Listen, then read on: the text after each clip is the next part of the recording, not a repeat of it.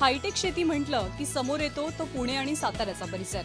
पण ही पॉलीहाऊसची शेती आहे मराठवाड्यासारख्या दुष्काळी पट्ट्यातल्या उपळे गावची.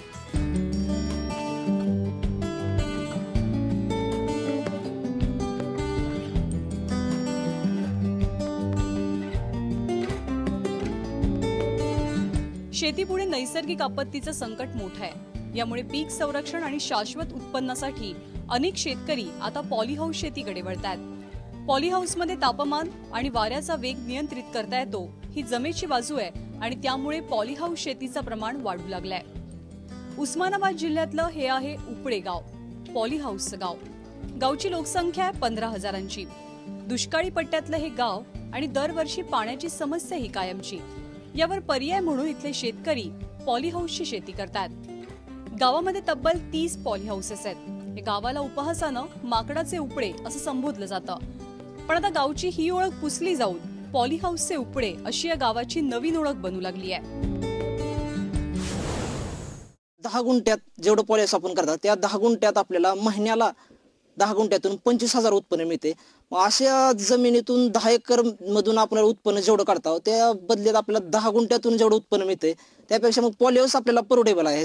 त्याच्यामुळे आपल्याला जमिनीतून उत्पन्न कमी मिळालं म्हणून ह्या पॉलीहाऊसकडे आम्ही वळलेले आहोत. पहिले आमचे उपळे म्हणजे माकडाचे उपळे होते.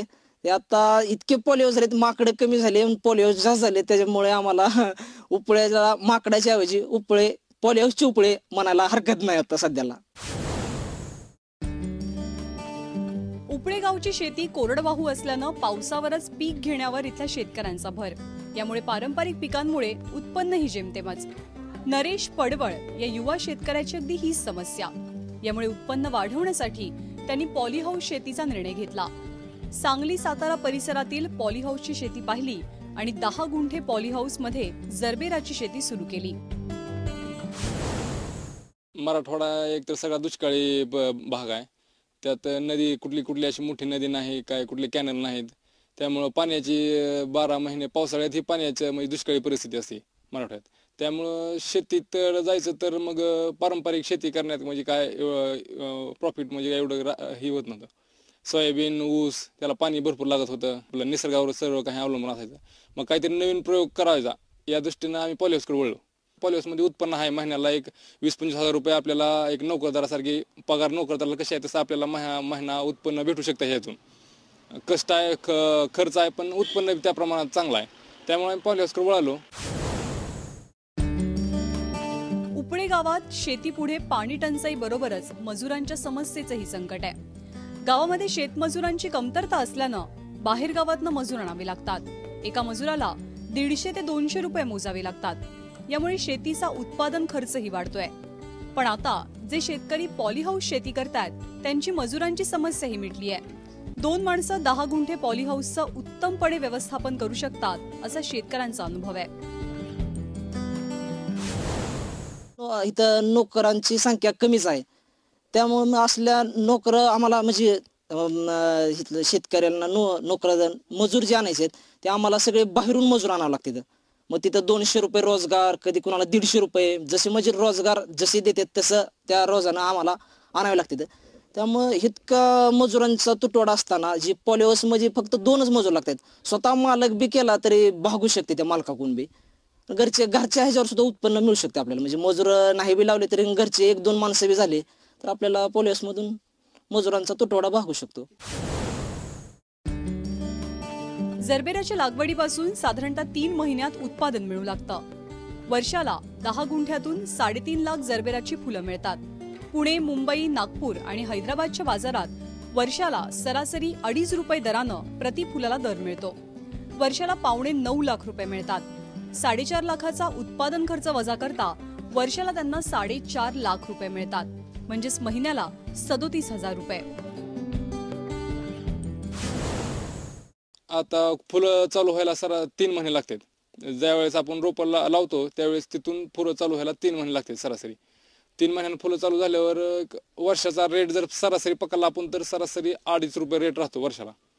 आणि 6.5 लाख आपलं 3.5 लाख फुलं निघतात वर्षाचे 10 गुंठ्यात. तर असं ही गणित जर केलं तर लांब म्हणजे उत्पन्न चांगलं राहतंय. वर्षाला सरासरी सगळा खर्च जाऊन 4.5 लाख रुपये आपल्याला 10 गुंठ्यातून उत्पन्न मिळतं. हमखास 100% 10-4.5 लाख रुपये म्हणजे उत्पन्न निघते सगळा खर्च जाऊन. उपळे गावात जे शेतकरी पारंपरिक शेती करतात त्यांना एका पिकातून साधारणतः 6-7 महिन्यात तर ऊसासारख्या पिकातून साधारणतः 1.5 वर्षात पैसे मिळतात. पण आता जे शेतकरी पॉलीहाऊसची शेती करतात त्यांना महिन्याला शाश्वत उत्पन्न मिळू लागलंय. यामुळे शेतकऱ्यांच्या हातात पैसा खेळू लागलाय. इथल्या शेतकऱ्यांची आर्थिक सुबत्ताही वाढली. शेतकऱ्यांचं जीवनमानही सुधारलंय. गावातला शिकलेला तरुण आता गावातच शेती करू लागलाय. पहिलं काय शेतकऱ्याकडे तुम्ही बघताच ना, तुम्हाला शेतकरी म्हणले की मळकट कळकट दिसणार, तसा आता शेतकरी नाही राहिला.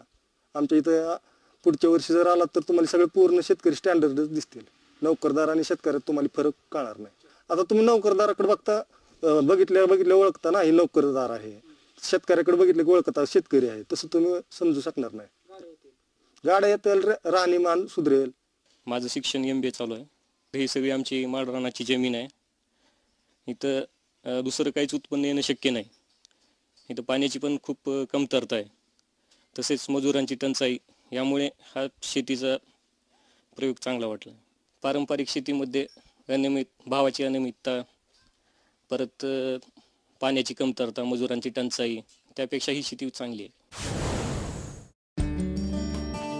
10 गुंठे पॉलीहाऊससाठी साधारणतः 12 ते 14 लाख रुपयांचा खर्च येतो. पॉलीहाऊससाठी राष्ट्रीय फलोत्पादन अभियानाअंतर्गत शेतकऱ्यांना 3,65,000 अनुदान आणि जरबेरा रोपांसाठी 1,30,000 रुपये मिळतात. यामुळे शेतकऱ्यांचा भारही हलका होतो आणि यामुळेच उपळे गावात पॉलीहाऊस शेतीचा प्रसार होऊ लागलाय. पॉलीहाऊसमुळे दुष्काळी पट्ट्यातल्या शेतकऱ्यांना जगण्याचा एक आधार मिळालाय, हे विशेष आहे. उस्मानाबादहून राहुल कुलकर्णीसह ब्युरो रिपोर्ट, ABP माझा.